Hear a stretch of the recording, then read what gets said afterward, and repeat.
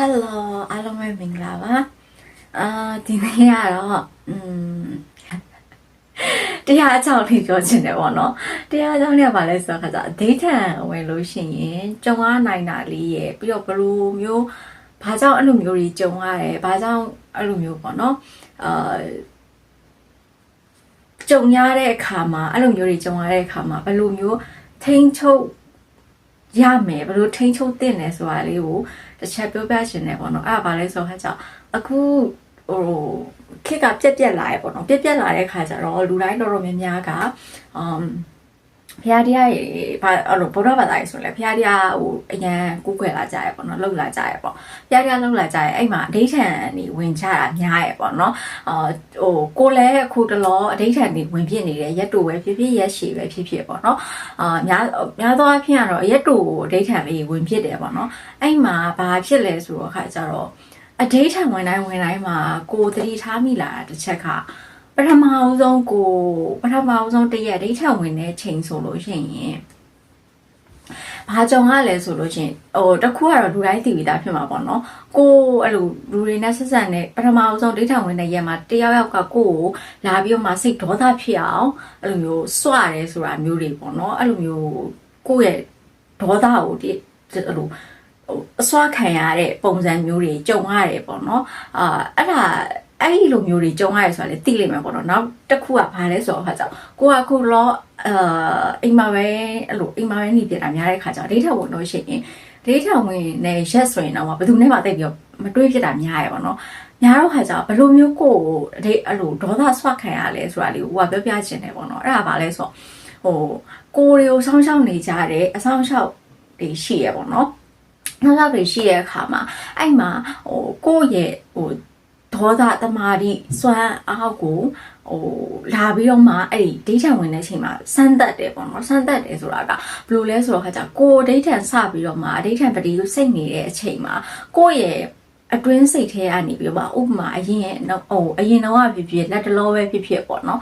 မကြသေးခင်ကပဲဖြစ်ဖြစ်ကိုရဲ့ကိုတိုင်းကိုစိတ်ထဲမှာအဲ့ဒီလူကိုမုန်းနေတယ်အဲ့ဒီလူနဲ့ပတ်သက်ပြီးတော့မှဒေါသတွေမာနတွေအာနာရတွေရှိနေတယ်ဆိုတာကိုကိုလိုပေါ့နော်ဖုံးကွယ်ထားတဲ့ကိုယ့်ရဲ့မသိစိတ်ထဲကအရာတွေကနိုးကြွားလာရပေါ့နော်နိုးကြွားလာပြီးတော့ခါကြတော့အဲ့ဒီကိုရဲ့အဟိုးအတွင်းနဲ့ထဲမှာကိုသတိမထားမိပဲနဲ့မုန်းနေတဲ့အဲ့အာနာရတွေအဲ့ဒီလူနဲ့ပတ်သက်တဲ့ပုံရိပ်တွေကကိုအဋိဌံဝင်နေတဲ့အချိန်မှာအဲ့ဒီလူကိုကွင်းကွက်ကအဲ့ဒီလူကကို့ပေါ်လုပ်ခဲ့တာတွေအဲ့ဒီလူကကို့ပေါ်အဲ့လိုလုပ်နေတဲ့အရာတွေအဲ့ဒီအရာတွေကိုပြန်ပြီးတော့မှကိုယ့်ရဲ့စိတ်အာရုံမှာမြင်လာရပါတော့မြင်လာပြီးတော့ခါကြောင့်အဲ့လိုပေါ့နော်ငါလိုမတရားခံခဲ့ရတာငါလိုမျိုးအဲ့လိုမျိုးဒေါသတွေအဲ့လိုခံပြင်းတာပေါ့နော်အဲ့လိုဒေါသတွေလာဆွခံရတယ်ပေါ့နော်အဲ့လူရဲ့ပုံရိပ်တွေခဏပေါ်လာပြီးတော့ပေါ့နော်လူဆိုတာကကိုမုန်းတဲ့လူကိုမချင်တဲ့လူကိုအာနာရတွေအညိုးအာနာရတွေရှိနေတဲ့လူရဲ့ပုံကိုမြင်ုံနဲ့ဒေါသထွက်ကြရလေနော်အဲ့ကြောင့်ခါကျကိုယ့်ရဲ့စိတ်အာရုံမှာအဲ့လူရဲ့ပုံရိပ်တွေလာထင်ဟပ်တာပေါ့နော်ထင်ဟပ်တဲ့အခါမှာအဲ့ဒီအဋိဌံဝင်တဲ့အချိန်မှာအဲ့ဒီစိတ်ကိုမနှောစိတ်နဲ့အဲ့ဒီလူကိုမဆဲဆိုမိလိုက်ဖို့မကောင်းတဲ့အရာတွေကိုရဲ့စိတ်အာရုံကနေအဲ့လူကိုမပို့လိုက်မိဖို့အရန်ကိုထိန်းရရပေါ့နော်ထိန်းရတယ်ပြီးတော့အဲ့ဒီကိုရဲ့စိတ်အာရုံကနေပြီးတော့မှအပြင်ကနေသွားမလုပ်တော့မှတခါလေးကြားလို့ရှင်ကိုရီးယားစိတ်ထဲကနေပြီးတော့မှကျိန်ဆဲပြီးတော့ခါကြောစိတ်ထဲကနေကိုမကျင်တဲ့လူကိုတခုခုနဲ့လှုပ်လိုက်တာတော့အဲ့လိုမျိုးကြီးရှိကြရမှာလားဒါပေမဲ့အဲ့လိုမလုံးမိအောင်စိတ်ထဲကနေထိန်းရရပေါ့နော်ထိန်းပြီးတော့ခါကြောအဲ့ဒီလူရဲ့ပုံရိပ်ကိုဘလောက်ပဲပေါ်လာပါစေအဲ့ဒီလူကိုအတက်နိုင်ဆုံးမေတ္တာမထားနိုင်ဘူးဆိုရင်တော့မလေးအဲ့ဒီစိတ်ကိုအတက်နိုင်ဆုံးထိန်းပြီးတော့ခါကြတော့သူကိုပေါ်လောက်ခဲ့ရတဲ့အားလုံးကလည်းပြီးပြတ်သွားတဲ့အတိတ်ဖြစ်ပြီပေါ့နော်အတိတ်ဖြစ်တဲ့အတွက်အဲ့ဒီအရာတွေအားလုံးပြီးသက်သွားပြီးတော့ခါကြတော့ကိုယ့်ရဲ့စိတ်ထဲမှာသူနဲ့ပတ်သက်ပြီးတော့မှအမုန်းအနှောင်ဖွဲ့တစွန်းတစတောင်မကြံရှိပါစေနဲ့ဆိုတဲ့စိတ်ကိုအဲ့လိုတွင်းရရပေါ့နော်အဲ့ဒီစိတ်ကိုတွင်းနိုင်သွားပြီဆိုတော့မှကိုယ့်ရဲ့တမာတိအားပို့ပြီးတော့မှမြင့်တက်လာနိုင်တယ်ပေါ့နော်အဲ့ဒီလူကိုမုံရွေးဖြစ်စေတန်ရောစင် အနောင်ဖွဲ့မတွေ့တာမိဖို့အတွက်အဓိဋ္ဌာန်ဝင်နေရင်အဲ့ဒီအတွေ့အတာအမုန်းအတွေ့အတာကိုဖျက်ရရဲပေါ့နော်နောက်အဲ့ဒါပထမအဆုံးတရက်မှာအဲ့လိုမျိုးကြုံရတယ်ဒုတိယတရက်ကျတော့ဘာကြုံရလဲဆိုလို့ရှိရင်ဒုတိယတရက်ကျတော့ခါကြတော့စိတ်ဝမ်းနေမှုတွေကြုံဝမ်းနေမှုကိုကြုံမှာပေါ့နော်ဝမ်းနေမှုဆိုတာကိုယ်တိုင်တော့မသိလိုက်ပဲနဲ့ကွာအဲ့လိုမျိုးကိုယ့်ရဲ့စိတ်အတွင်းနဲ့ထဲမှာလိုမျိုးပေါ့နော်ကိုအားမရတာပဲဖြစ်ဖြစ်ကိုယ့်ရဲ့ကိုကျေနပ်မှုမရှိတာပဲဖြစ်ဖြစ်အားငယ်တာပဲဖြစ်ဖြစ်ဒါမှမဟုတ်အရင်တော့ကိုခံခဲ့ရတဲ့အရာတွေကိုပြန်တွေးပြီးတော့ခါကြတော့ဝမ်းနေတာပဲဖြစ်ဖြစ်တစုံတစ်ခုဝမ်းနေစရာပေါ်လာတာပဲဖြစ်ဖြစ်အဲ့လိုပေါ်လာတယ်နောက်တစ်ခုကကြတော့ဒုတိယရက်ဆိုလို့ရှိရင်အဲ့ဒီဗာလဲအဲ့ဒီကိုအဓိဋ္ဌာန်ဝင်ထားတဲ့ဟာကိုမလုံနိုင်အောင်မလုံဖြစ်အောင်လို့အဖြစ်တွေအများကြီးဝင်တယ်။ဥပမာကိုကအဓိဋ္ဌာန်ဝင်တဲ့ဟာကိုအဓိဋ္ဌာန်ပရိစိတ်ဖို့ရာအတွက်လောက်ရမယ့်အချိန်ပေးရမယ့်ဟာကိုအဲ့ဒီအချိန်တွင်းမှာလုံစရာတွေအများကြီးပေါ်လာတာလို့အဲ့လိုမျိုးနောက်ထပ်အဲ့လိုမျိုးကိုကအဲ့အဓိဋ္ဌာန်ကိုအဓိဋ္ဌာန်ပရိစိတ်တဲ့အာအာယုံကိုများမပေးနိုင်အောင်လို့နောက်ထပ်အာယုံနောက်ဆရာတွေပေါ်လာတာတို့ပေါ့နော်အဲ့လိုမျိုးနီးရည်နဲ့ကိုယ့်ရဲ့အဓိဋ္ဌာန်ကိုပြတ်အောင်လုပ်တယ်ပေါ့နော်ကိုယ့်ရဲ့နီးနားမှာအဆောင်ရောက်ကောင်းနေလဲရှိတယ်လို့အဲ့ဒီကိုယ့်ရဲ့တမာဒီကိုပြတ်ပြားအောင်လုပ်တဲ့ဝိုင်းလဲ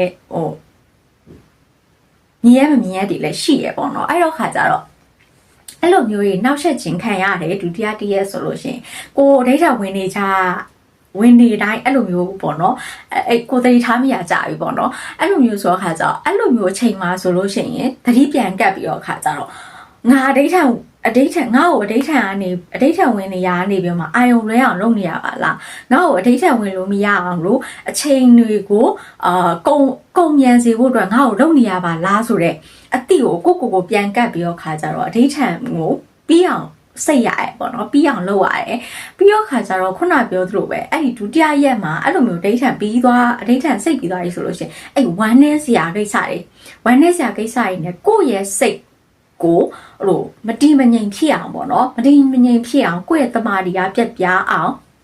အဲ့လိုမျိုးလောက်တာတွေပေါ်လာရဲပေါ့နော်ပေါ်လာရဲဆိုတာကတကယ်လို့ကိုယ်တွေကဝမ်းနေစရာတစ်ခုရှိပြီဆိုရင်အဲ့ဝမ်းနေစရာတစ်ခုမှာပဲပိတ်လောင်ပြီးတော့ခါကြတော့ပြန်ပြီးတော့မှရုံမထွက်နိုင်ကြဘူးလေနော်အဲ့ဒီဝမ်းနေမှုမှာပဲကိုယ်တွေကအနောင်ဖွဲ့တွေ့သွားရဲပေါ့နော်အဲ့တော့ခါကြတော့ဒိဋ္ဌာဝင်နေဆိုတာလေအမှန်တိုင်းပြောရင်အနောင်ဖွဲ့တွေကိုဖြတ်ချင်းပဲပေါ့နော်ချစ်ချင်းမြတ်တာမှလည်းမဟုတ်ဘူးဘယ်ရ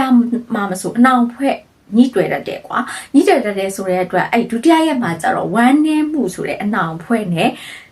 ဝမ်းနေမှုဆိုတဲ့အနောင်ဖွဲ့ကနေပြီးတော့မှဘယ်လိုရုံထွက်ရမလဲဆိုတာကိုယ့်ဟာကိုပြန်ပြီးတော့မှသင်ယူနိုင်မှုအတွက်အဲ့လိုမျိုးစမ်းသပ်ခံရရဲပေါ့နော်အဲ့ဒီဝမ်းနေစရာစိတ်နာခြင်းစရာတွေပြန်တွေးမိတယ်ပြီးတော့ခါကျတော့ကိုယ့်ရဲ့အတွင်းစိတ်ထဲမှာကိုယ့်ရဲ့ဝုန်းတက်တွေဖြစ်နေတဲ့အရာတွေကြောင့်မလို့ဝမ်းနေခံစားရမှုတွေကပေါ်လာတယ်ကိုယ့်ရဲ့စိတ်အာရုံမှာပြန်ပြီးတော့မြင်လာတယ်မြင်လာပြီးတဲ့အခါကျတော့အဲ့ဒီအရာတွေကနေပြီးတော့မှကိုယ်ဘယ်လိုရုံထွက်ရမလဲအဲ့ဒီအရာတွေကိုမညှိတွယ်ပဲနဲ့အဲ့ဒီအရာတွေကိုဘယ်လိုဖြစ်တော့နိုင်ရမလဲဆိုတော့အတိစိတ်ရလာအောင်လို့တမာတိရလာအောင်လို့ကိုယ်တွေကိုအဲ့လိုမျိုး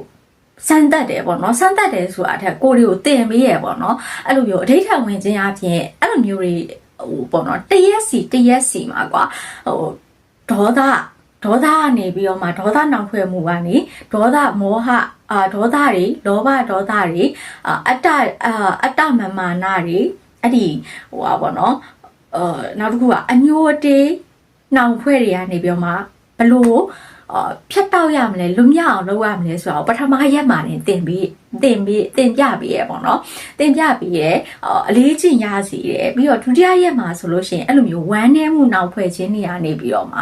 ဘလို့မျိုးကိုကရုံထွက်ရမလဲဆိုတာမျိုးကိုကအတိတရားရစီရပေါ့နော်ဒါပထမရက်2ရက်ကိုကောင်းကြော်ဖြတ်နိုင်သွားပြီဆိုလို့ရှိရင်တတိယမြောက်ရက်မှာကိုရဲ့အဲ့ဒီ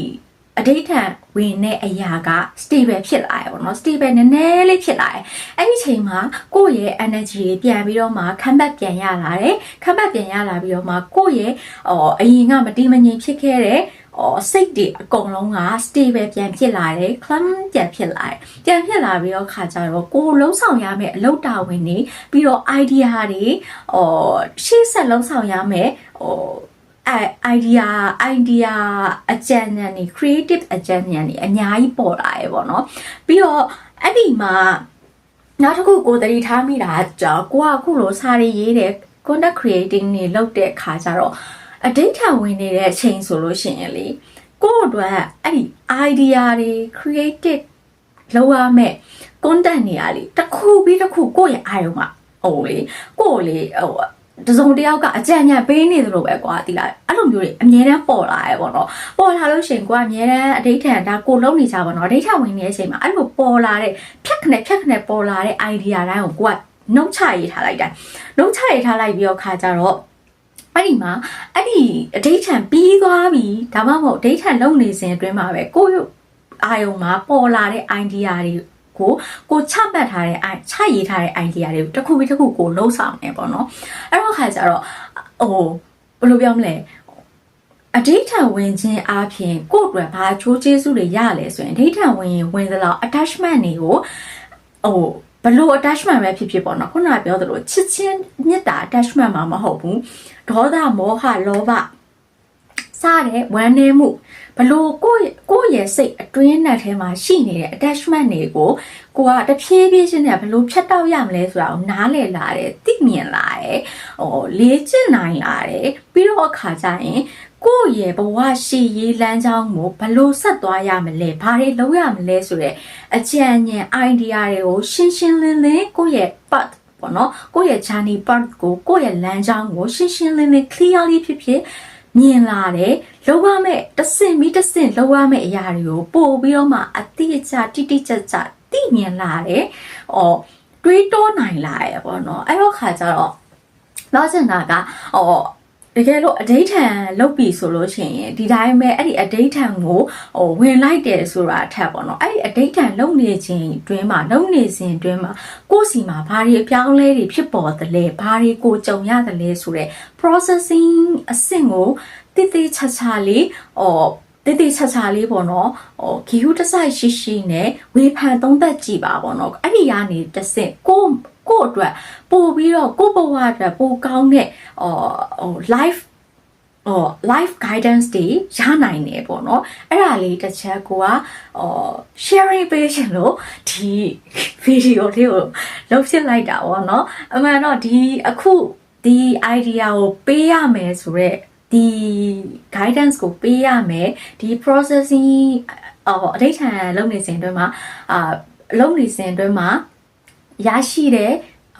processing တွေကိုဘယ်လိုတတိထားရမယ်ဆိုတော့ဟာလေးကို sharing လုပ်ပေးဖို့ဒီ idea content အနေနဲ့ရခဲ့တာလေအဲ့အဒိဋ္ဌံလုံရင်းနဲ့မှာဒါလေးကို sharing ပေးပါဆိုတော့ကိုက idea ရလိုက်တဲ့အတွက်လုပ်ဖြစ်လိုက်တာပါအဲ့ဒါကြောင့်မို့လို့အားလုံးပဲကောင်းမွန်သောအရာတွေကိုလှုံ့ဆော်ရင်းနဲ့ပို၍ထူးမြတ်ကောင်းမွန်သောပုဂ္ဂိုလ်တို့ပုဂ္ဂိုလ်မြတ်တွေဖြစ်ကြပြီးတော့မှကောင်းမွန်သောလမ်းကိုဆက်လက်လျှောက်လန်းနိုင်ကြပါစေပြီးတော့လူသားအလုံးကိုလည်းကြိုးပြုနိုင်တဲ့လူကောင်းလူတော်များလူကောင်းလူမွန်များဖြစ်ကြပါစေလို့တောင်းပေးလိုက်ပါတယ်အားလုံးပဲကျေးဇူးပါ bye bye ပြီးတော့မလို့ပါလေကိုယ့်ရဲ့အရင်ဗီဒီယိုမှာပြောခဲ့တဲ့လိုပဲပေါ့နော်ကိုယ့်ရဲ့ website လေးကိုကြီးညာလိုက်ပါအောင်မယ်ကိုယ့်ရဲ့ website www.filuna.net အဲ့ဒီကနေပြီးတော့မှကိုယ့်ရဲ့ website လေးကိုဝင်ကြည့်ပြီးတော့မှpurchasing လုပ်ချင်ရင်လည်းအိမ်မှာ purchasing method အတိုင်းကိုယ့်စီကို purchase လုပ်ပြီးတော့မှကိုယ့်ရဲ့ဆောင်းပါးတွေကိုဝယ်ယူဖတ်ရှုနိုင်ပါတယ်လို့ဝယ်ယူပြီးတော့မှဖတ်ရှုနိုင်ပါတယ်လို့ပြောချင်ပါတယ်ပြီးတော့ကိုယ့်ရဲ့စာအုပ်တွေကိုကိုယ့်ရဲ့ publish ebook တွေကိုဖတ်ချင်နေဆိုရင်တော့ Kobo Plus မှာသွားပြီးတော့မှ Filuna ဆိုပြီးတော့မှရိုက်ရှာလိုက်လို့ရှိရင်ကိုယ့်ရဲ့စာအုပ်တွေကျလာပါလိမ့်မယ်လို့အားလုံးပဲကျေးဇူးပါ bye bye